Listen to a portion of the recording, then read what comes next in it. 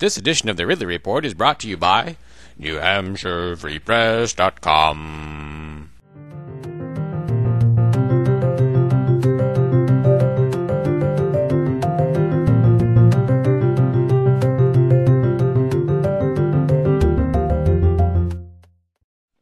Hello, this is Ron Paul with your weekly update for January 5th.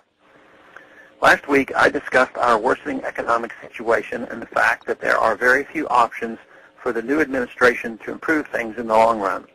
The same is not true on the foreign policy front. Our interventionist foreign policy stands ready to be put on a new course with the new administration. Unfortunately, it seems the new administration is likely to continue the mistakes of the past. I've often discussed interventionist foreign policy and the resulting blowback. The current administration's foreign policy, I'm afraid, has created a huge impetus for blowback against the United States. However, I truly believe much of the world stands ready to look beyond our nation's recent blunders if the new administration proves to be heading in a more reasonable direction. Other nations around the world find our interference in their affairs condescending, and it is very dangerous for us. We may think we have much to gain by inserting ourselves in these complex situations, but on the contrary, we suffer from the consequences.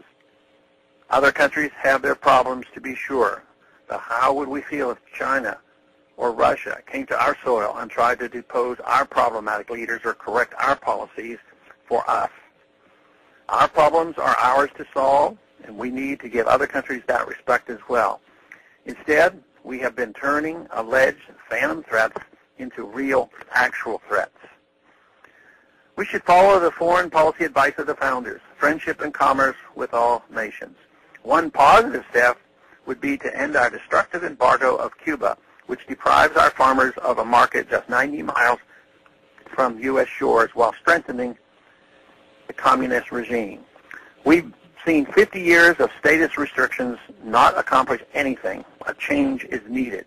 Other countries should decide how to govern themselves. Even if we don't necessarily approve, it's none of our business. If other people foolishly choose to live under status experimental regimes, they need to fail in their own right and not have us as a scapegoat. We need to focus on our own affairs.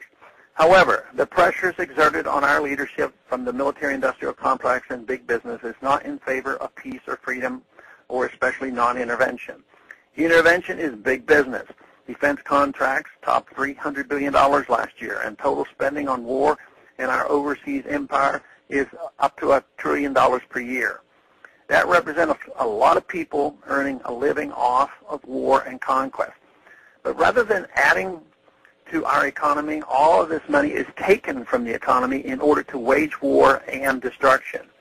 Imagine if those resources were used for creative, productive use here at home. We need to rein in our overseas empire as quickly as possible. We need to bring our troops home and get our economy back into the business of production, not destruction. The smartest thing we could do is admit we don't know all the answers to all of the world's problems. If the new administration can take a closer look at free trade with no entangling alliances, we would be much better off for it. Economically, we could save hundreds of billions of dollars each year.